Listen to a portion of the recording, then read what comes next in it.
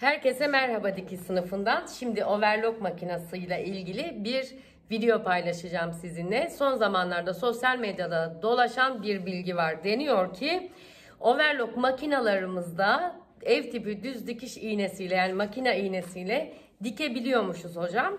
Doğru mu diye bunu deneyeceğiz sizlerle birlikte. Şimdi benim overlock makinamda normal overlock iğneleri takılı. Kodu 2022 olan şu elimde görmüş olduğunuz overlock iğneleri var. Biz şimdi iğneyi değiştireceğiz. Önce overlock'ta çekeceğim. Size sonucu göstereceğim. Daha sonra düz dikiş iğnesini takacağım. Dokuma kumaşlar için olan. Sonra jarse penye kumaş iğnesini takacağım. Sonuçlarını göreceğiz.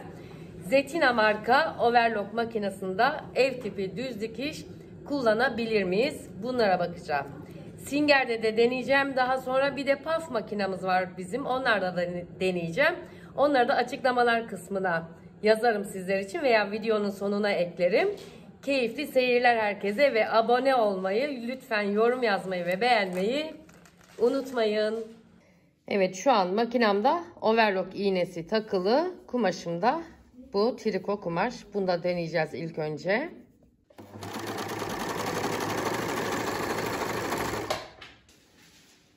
Normal overlock iğnesiyle gayet güzel sonuç verdiğini görüyorsunuz.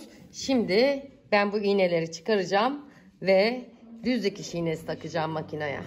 Evet, kodu 2020 olan Singer'in düz dikiş dokuma kumaşlar için, yani esnek olmayan kumaşlar için ev tipi düz dikiş makinesiyle deneyeceğiz.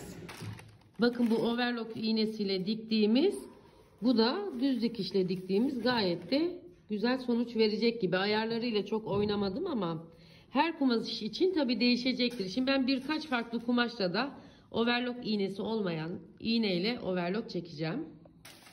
Evet, bakın, kapitone kumaşta şöyle bir sonuç verdi. Elyaflı kumaşta, overlockta düz dikiş iğnesi.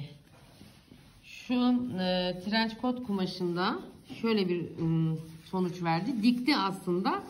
Sadece tansiyon ayarlarıyla oynamam gerekiyor. Yani overlock'un ayarlamasını yaptığımda gayet güzel dikecek demektir bu da. Örgü kumaşta deneme yaptım. Onu da dikti. Ve bir tane kaşe kumaşta deneme yaptım. Gayet güzel dikti. Şimdi bunlar kumaş denemelerimiz bizim. Düz dikiş makinesi iğnesiyle overlock yapabildik. Şimdi her kumaş için ben deneme yaptım. Ancak şu demek değildir, dikebilirsiniz demek değildir. Birkaç kez biz atölyemizde diğer Singer ve PAF makinalarla da düz dikiş denemeleri yapacağız. İkinci video için takipte kalın. Sonuçları sizinle paylaşacağız. Instagram sayfamdan da paylaşacağım. Yani bir şeyi yapabiliriz, tamam bu olmuş diyebilmemiz için bizim çok deneme yapmamız gerekiyor. Aynı modelistikte ve kalıpta olduğu gibi bir kalıbı çıkardığımızda hata oranı, payı çok yüksektir. Onunla birkaç numune dikişi yaptıktan sonra ve bir ürün elde ettikten sonra tamam bu kalıbı kullanabiliriz demek gibi. Düz dikiş iğnelerini, yani dokuma kumaş iğnelerini, overlock iğnesi olmayan iğneleri overlock makinesinden şimdilik kullanabiliyoruz. Ama kesin sonuçlar için çok denemeler yapmamız gerekiyor.